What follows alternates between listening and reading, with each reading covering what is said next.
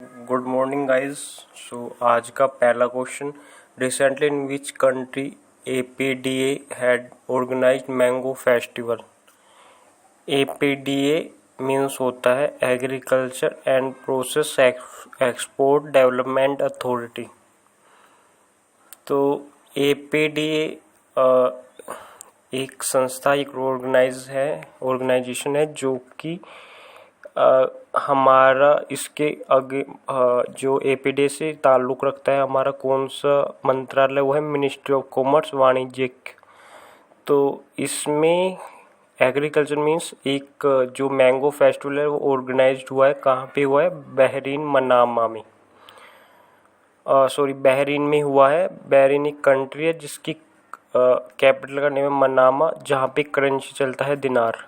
क्या हुआ है, मैंगो फेस्टिवल क्यों मनाया गया? क्योंकि जो इंडिया के अंदर मैंगो है वो अलग अलग उसकी है प्रजातियों की है, जिसमें 34 प्रजातियों को हमें वहाँ पे एग्जीबिशन किया गया है, जिसमें काफ़ी देशों के कंट्रीज़ के लोग आए थे। इससे क्या बेनिफिट होगा कि हमारे और जो पड़ोसी देश है वो उसके कंज्यूमर बनेंगे।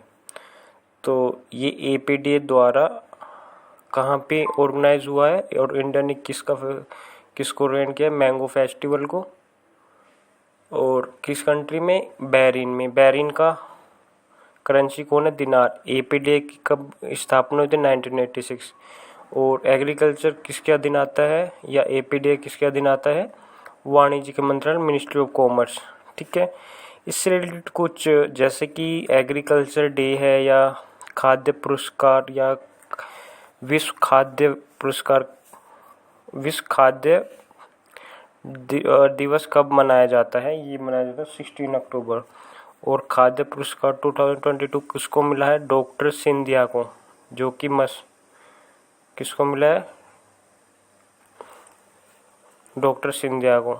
और विश्व खाद्य सुरक्षा दिवस कब मनाया जाता है, 7 जून को। एंड इसमें कुछ कंट्रीज नेम है, जैसे कि ओमान, लेबनान, साइप्रस। इनकी कैपिटल और करेंसी भी साथ में मैं आपको बता दूं, जो आपका एडिशनल इन्फॉर्मेशन हो जाएगा। तो ओमान का जो है कैपिटल है मस्कट, जिसकी ओमान की करेंसी क्या है, बैरूत। और लेबनान की करेंसी मस्कट जो है ओमान की है, और बैरूत जो है लेबनान की कैपिटल है। ठीक है गाइस।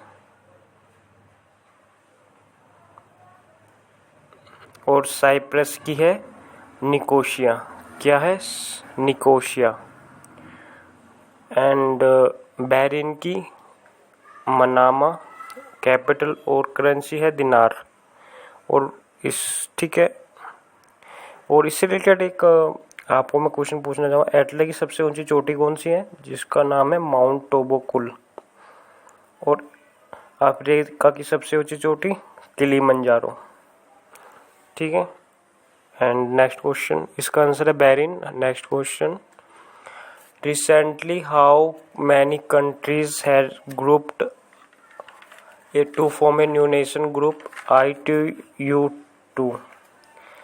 तो I2U2 किसने ऑर्गेनाइज किया है, ये ऑर्गेनाइज कितनी कंट्रीज है इसमें, पहले तो ये क्वेश्चन है। इसमें 4 कंट्रीज है, जो कि इसके नाम से ही पता लग रहा है। I2 मतलब कि I2 मीन्स I2 का मतलब हो जाता है I मीन्स इंडिया, एंड और आई से इजराइल हो जाता है। U2 मीन्स UAE और USA। तो इसमें 4 कंट्रीज है, इजराइल, इंडिया, USA, UAE। कितनी कंट्रीज है, 4। तो इसमें इजराइल जो है, इजराइल का कंट्री का जो कैपिटल है वो जेरूसलम है, और वहाँ पे पार्लियामेंट जो कि रिपीट होता रहता है, वो क्या है, नेसेट। एंड करेंसी क्या है, सिकिल, राइट। और USA का वाशिंगटन DC कैपिटल, और करेंसी डॉलर। यूएई का करेंसी है दिरहम एंड कैपिटल है अबू धाबी। और I2U2 क्यों है इम्पोर्टेंट, क्योंकि इसकी पहली ही कॉन्फ्रेंस बैठक जुलाई 2022 में होगा। ठीक है गाइज, तो इसका आंसर है 4 countries 4। Recently which airport become first in India to introduce hybrid power project.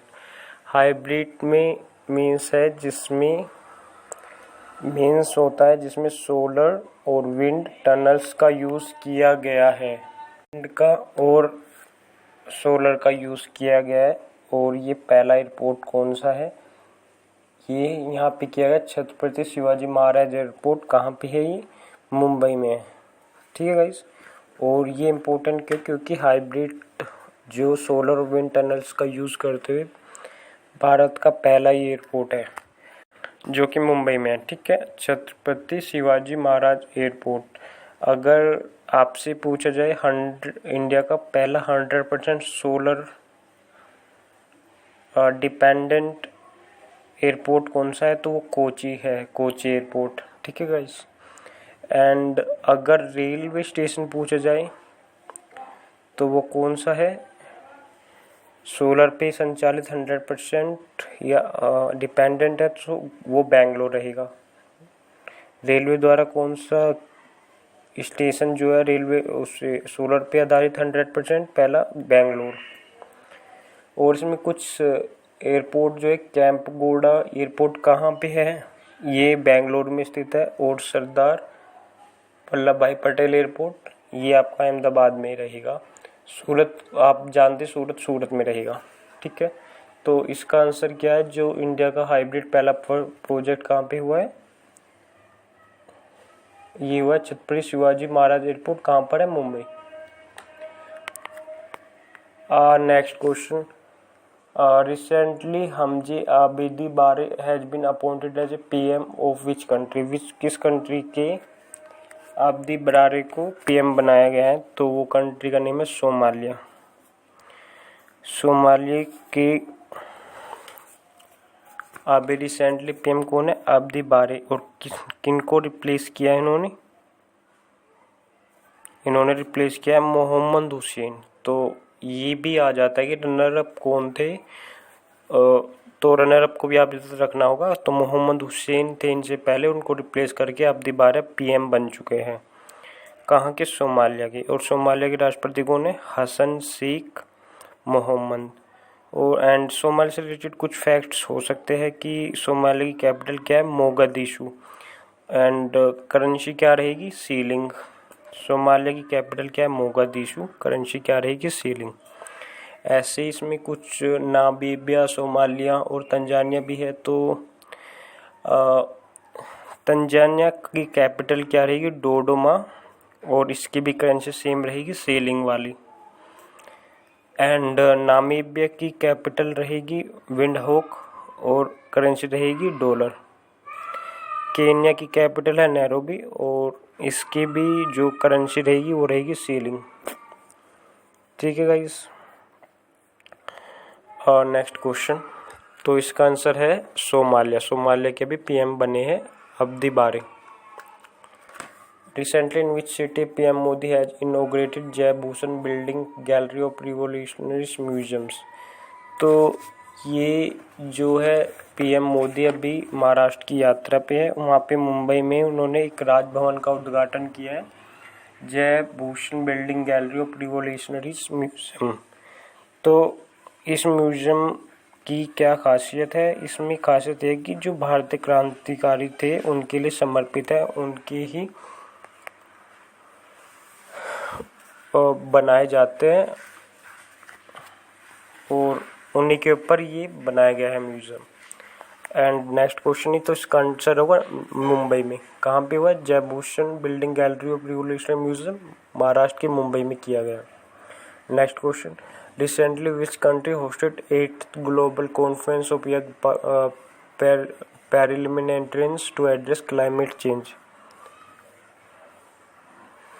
तो पार्लियामेंटेरियंस को एड्रेस क्लाइमेट चेंज के रिगार्डिंग किस देश ने इसको ऑर्गेनाइज किया है, तो इजिप्ट ने किया है और ये इसमें 60 कंट्रीज़ ने पार्टिसिपेट किया है और इसमें 2 डेज़ की कॉन्फ्रेंस रहेगी और 200 प्लस है 60 कंट्रीज से मेंबर्स। और इसमें इंटरेस्टिंग फैक्ट है कि भारत की एक लेडी रिप्रेजेंट कर रही है, भारत को रिप्रेजेंट कर रही है एक लेडी जो कि नेम है फैनगोन कोनियाक, जो कि नागालैंड से इलेक्टेड है, नागालैंड से पहली ही महिला है और इलेक्टेड, और जो क्या कर रही है क्लाइमेट चेंज की जो 8th ग्लोबल कॉन्फ्रेंस है इजिप्ट में उसको ऑर्गेनाइज कर रही है और भारत को पार्टिसिपेट कर रही है, जिसमें कि इजिप्ट में कितनी कंट्रीज़ ने किया है पार्टिसिपेट, 60 कंट्रीज़ ने। अब इसमें कौन सा है, इजिप्ट, ठीक है गाइस। तो इसमें कुछ कंट्रीज नेम है, उनकी करेंसी और कैपिटल अगर हो सके वो मैं आपको एडिशनल इन्फॉर्मेशन दे सकता हूँ। सो इजिप्ट की कैपिटल क्या है, काहिरा, और करेंसी क्या है, पाउंड। और रवांडा की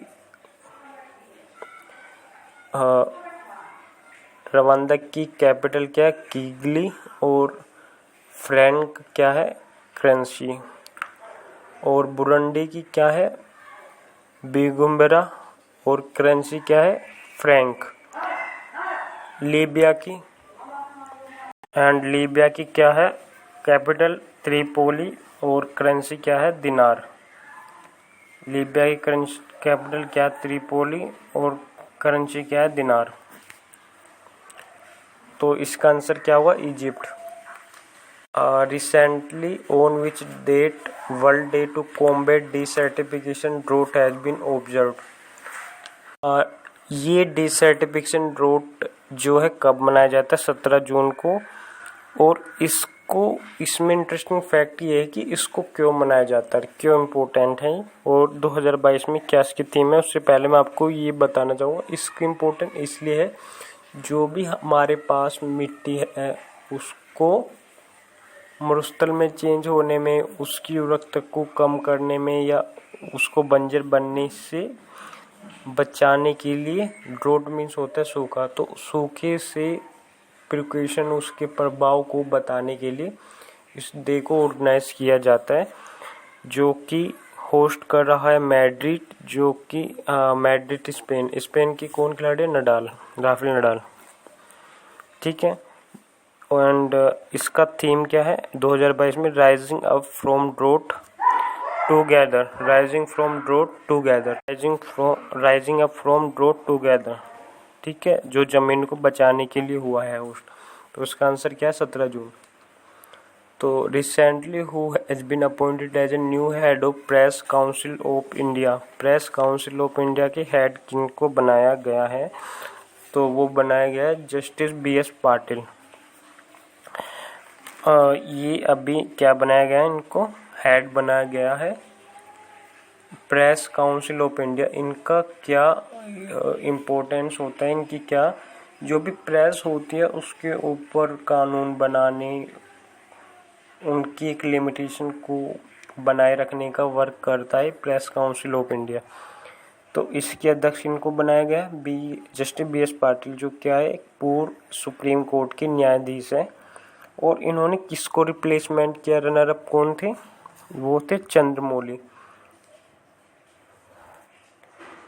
चंद्रमौली को रिप्लेस करके कौन बना है वर्तमान अध्यक्ष, जस्टिस BS पाटिल, ठीक है guys, justice BS Patil.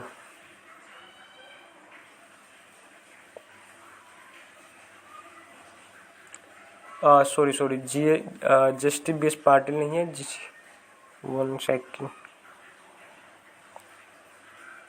Yes not justice BS Patil, it's Ranjana Prakash Desai, ठीक है गाइस। तो इन्होंने किसको, चंद्रमौली को रिप्लेस किया है। कुछ काउंसिल्स के मैं आपको वो बताना चाहूँ उससे पहले, बट मैं बताना चाहूँ प्रेस काउंसिल ऑफ इंडिया के स्थापना वर्ष क्या है, 1966, क्या है 1966। और ठीक है, तो अब नीति आयोग के अध्यक्ष कौन होते हैं? पीएम। तो एक नीति आयोग क्या है? नीति आयोग के अध्यक्ष होते हैं प्राइम मिनिस्टर। नीति आयोग की स्थापना 1 जनवरी 2015 को। नीति आयोग के उपाध्यक्ष क्या है? अरविंद पनगड़िया। वो अरविंद पनगड़िया थे, अब वर्तमान में सुमन बेरी है। और सीईओ कौन है नीति आयोग के? अमिताभ कांत। ठीक है गाइज। अगर पूछा जाए, एक संस्था है अंतर्राष्ट्रीय बॉक्सिंग एसोसिएशन के एथलीट कमेटी के नए अध्यक्ष कौन है? तो लवलीना बोरगोहन, जो 2022 में बनी है अभी अध्यक्ष। अंतर्राष्ट्रीय बॉक्सिंग एसोसिएशन की एथलीट कमेटी के नए अध्यक्ष कौन है? लवलीना बोरगोहन।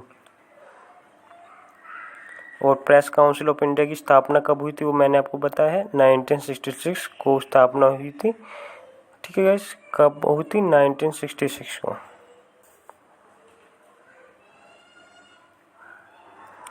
और भारतीय उद्योग परिसंघ के नए अध्यक्ष CII के अध्यक्ष कौन है? संजीव बेजान। और जियोलॉजिकल सर्वे ऑफ इंडिया की पहली महिला अध्यक्ष धृति बनर्जी। कौन है? धृति बनर्जी। तो इसका आंसर क्या हो जाएगा? जस्टिस BS पाटिल होगा। क्या होगा? Justice BS Patil. Next question, recently what rank did India got in Coursera global skills report में 2022 में इंडिया की क्या रैंकिंग रही है? तो वो रही है 68। पहले ईयर थी 2021 में थी 67, बट इस ईयर 68 हुए। इसमें 3 चीज़ें देखी जाती है मेनली।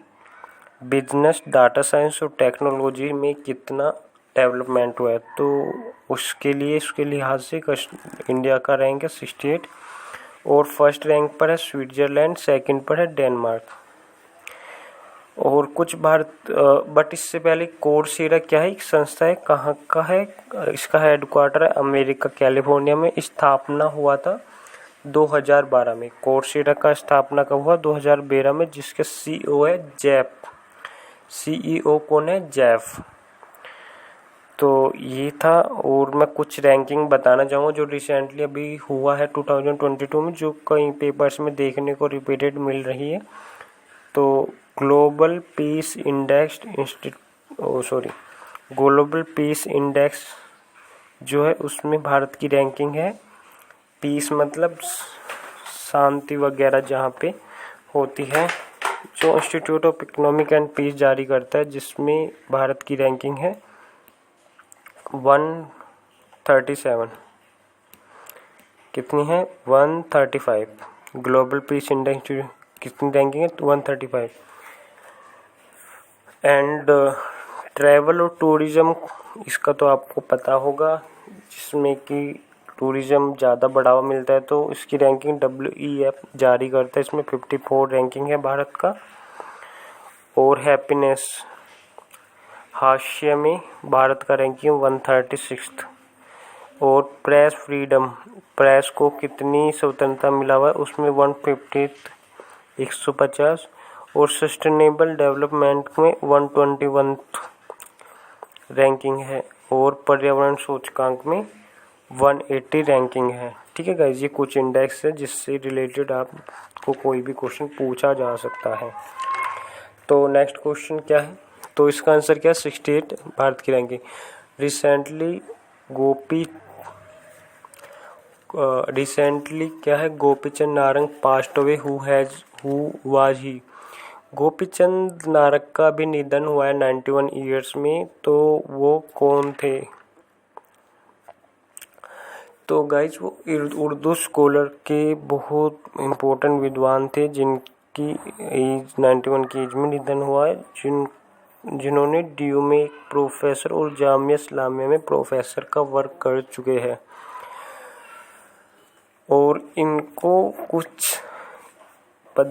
कुछ पुरस्कार मिले हैं। इसके आधार पे इनकी डिटेल्स पूछी जा सकती है। गोपीचंद नारंग किससे रिलेटेड है? उर्दू स्कॉलर के वो नेम बताइए जिनको पद्मश्री या पद्म भूषण इस ईयर में मिला था, तो इनको पद्मश्री मिला है 1990 में और पद्म भूषण मिला है 2004 में। इनका जन्म बलूचिस्तान में हुआ था, जो कि पाकिस्तान में है, इसीलिए पाकिस्तान के एंड से भी इनको एक अवार्ड मिला है जो सितारा ए एहतियात मिला है 2012 में।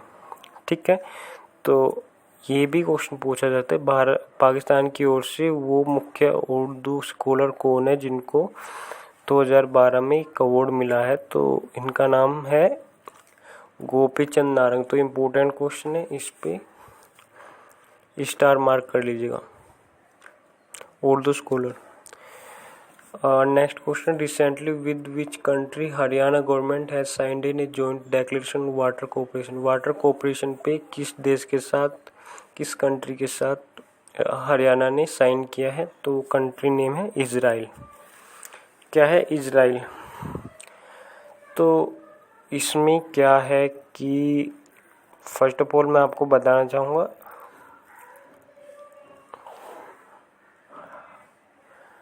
जिस देश के साथ, जिस कंट्री के साथ हरियाणा ने किया है साइन, डिक्लेरेशन कोऑपरेशन साइन किया है, जॉइंट डिक्लेरेशन, उस देश के पीएम है नेपथलिन बेनेट। और ये वाटर कोऑपरेशन इसलिए किया गया है, इसमें क्या प्रोसेस होगा कि ईच एंड एवरी घर पे एक मीटर लगाया जाएगा जिसमें कितना वाटर कंज्यूमिंग, कितना वाटर बर्बाद किया जाता है, यूजलेस रहता है और तो वो उसकी डाटा बनाएगा और वो हरियाणा की गवर्नमेंट को जाता है। तो उसमें अपने टेक्नोलॉजी को दे रहे हैं इजराइल, हेल्प कर रहे हैं। तो ठीक है, इसलिए किया गया है हरियाणा में। ठीक है, तो इजराइल के पीएम कौन है? नेपथलिन बेनेट, और प्रेसिडेंट है गेजोग हर्जोग। और ये इम्पोर्टेंट क्या है, इसमें एक एम्बेसडर आया जिनका नाम है आयना सैलिब। कौन है आयना सैलिब? कौन है? इजराइल की ब्रांड एम्बेसडर हैं। ठीक है, तो कहाँ पे कोऑपरेशन के लिए हरियाणा गवर्नमेंट के साथ कौन दे रहा है? इजराइल। और इजराइल की कैपिटल और करेंसी मैंने आपको अभी बताया था क्या है। इजराइल का जेरूसलम तो है कैपिटल, और करेंसी क्या है? सेल्फ। ठीक है, एंड नेसेट क्या है? संसद नेम है।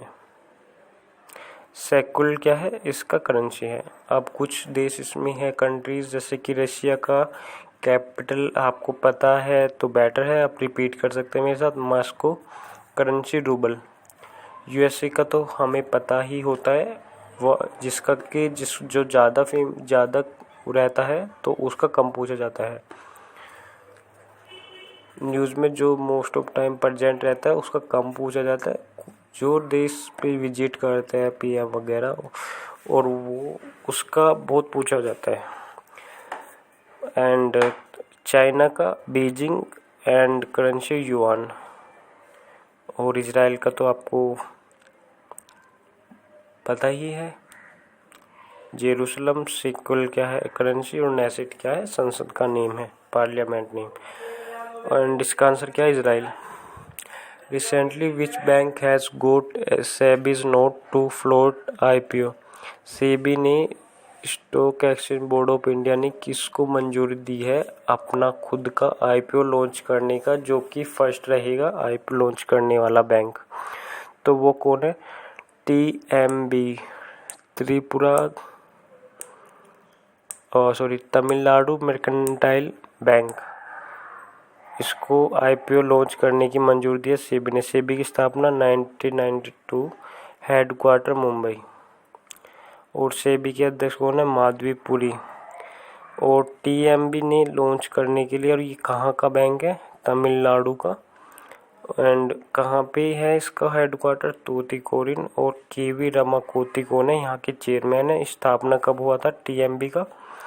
1921 में। कब हुआ था? 1921 में। तूतीकोरिन में हेडक्वार्टर, केवी रमाकोती कौन है? चेयरपर्सन। तो ये क्या हुआ? TMB, Tamil Nadu Mercantile Bank. Recently who inaugurated industrial decarbonisation summit 2022। तो इन डीकार्बोनाइजेशन समिट 2022 ऑर्गेनाइज किया गया है नितिन गडकरी के द्वारा। इसका मेन मकसद ये है कि डीकार्बोनाइजेशन मतलब नेम से ही पता लग पा रहा है कि कार्बन पे निर्भरता बिल्कुल ही कम करना, जीवाश्म ईंधन का यूज़ कम करना और हाइड्रोजन को बढ़ाना, यूसेज को बढ़ाना, हाइड्रोजन को बढ़ाना और CO2 को कम करना। ये ऑर्गेनाइज हुआ है न्यू दिल्ली में। एंड इसमें जो टारगेट ईयर लिया गया 2017 लिया है, जो कि काफ़ी है, बट ठीक है। तो नितिन गडकरी जी ने इसको किया है स्टार्ट, जो कि हमारे ट्रांसपोर्ट मंत्री हैं और सड़क मंत्री भी हैं। एंड इसका आंसर है Nitin Gadkari. Recently which country has signed agreement to accept UPI payments RuPay cards from India. UPI payments अगर इंडिया से रुपे कार्ड्स का यूज़ करते हुए अगर किस कंट्री को भेजते और वो एक्सेप्ट करेंगे तो वो है फ्रांस। क्या है? फ्रांस। तो फ्रांस पैसे के ट्रांसफ़र को एक्सेप्ट करेगा, यही इसका मोटिव है। तो UPI payment through RuPay card से एक्सेप्ट करेगा फ्रांस। ठीक है गाइस। फ्रांस के PM कौन है? इमैनुअल। और इसमें कुछ कंट्रीज़ की मैं एडिशनल इन्फॉर्मेशन आपको दे सकता हूँ। तो कैपिटल एंड करेंसी, तो सर्बिया की कैपिटल है बेलग्रेड, करेंसी है दिनार। एंड जर्मनी की कैपिटल है बर्लिन और करेंसी है यूरो। पोलैंड की कैपिटल है वास्को और करेंसी है जोइतो। और गाइस ये याद रखना है कि अश्विनी वैष्णव ने इसको UPI पेमेंट्स और रुपे कार्ड्स को ऑर्गेनाइज किया है, जो कि हमारे रेल मंत्री एंड कम्युनिकेशन एंड IT मंत्रालय का कार्यभार संभाल रही है, जो पूर्व IS है। तो इसका आंसर होगा फ्रांस, जो कि एक्सेप्ट कर रही है। Recently who lead 37 member athletics team in Commonwealth Games in 2022। तो कौन से एक एथलेटिक जो है 37 मेंबर की एक टीम को ऑर्गेनाइज या लीड करेंगे, जिनका नेम है नीरज चोपड़ा। कौन है नीरज चोपड़ा? तो गाइज इसका ऑर्गेनाइज कहाँ पे होगा? 2022 में बर्मिंघम UK यूनाइटेड किंगडम में। और इसमें 37 मेंबर में 18 तो है फीमेल्स और 19 है मेल्स। तो उन सबको लीड की कमान किसको दिया गया है? नीरज चोपड़ा को। कॉमनवेल्थ, ठीक है। नीरज चोपड़ा से रिलेटेड एक फैक्ट आपको मैं बताना चाहूँगा। नीरज चोपड़ा ने रिसेंटली एक सिल्वर जीता है। कहाँ पे? जाओनर्मी गेम्स में। कहाँ पे हो रहे थे? फिनलैंड में, जिसमें उन्होंने अपना एक रिकॉर्ड को ब्रेक किया है, जो कि वर्ल्ड में 5th नंबर पे और इंडिया में 1st नंबर पे। कितना दूर का रिकॉर्ड है वो? भाला फेंक का। तो नीरज चोपड़ा भाला फेंक जेवलिन थ्रो के एथलीट है और उनका जो रिकॉर्ड है 89.30 है मीटर। और उन्हें फिनलैंड से जाओनर्मी गेम्स में सिल्वर मेडल मिला है और गोल्ड भी उनको मिला था 2021 में, 7 अगस्त 2021 को टोक्यो में। वो उनका रिकॉर्ड था 87.58। तो अभी इनका वर्ल्ड रिकॉर्ड कितना है? 89.30। और नीरज चोपड़ा की एक बायोग्राफी लिखी है, जिसको लिखा है नवनीत गिल जी ने। और 2022 की कहाँ पे होगा? बर्मिंघम UK में। और 2026 की कॉमनवेल्थ गेम्स कहाँ पे होंगे? विक्टोरिया स्टेडियम में।